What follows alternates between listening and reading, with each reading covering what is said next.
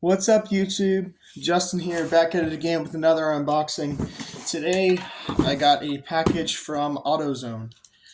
I, obviously, as you guys have seen in the progress updates on my shorts and on the channel, I have been painting the NA Miata, and I had to purchase some more clear coat. So, since they don't have the amount of cans I needed in the stores, I went ahead and ordered some online, since you can get 4 of them online, but you can't get 4 in store because they never sell enough. So I went ahead and ordered them. So as you can see, they're all here. I will be putting up more progress updates here probably in the next couple of weeks, to be determined. I have, obviously, I think I've explained it before, the Duplicolor 1K clear coat.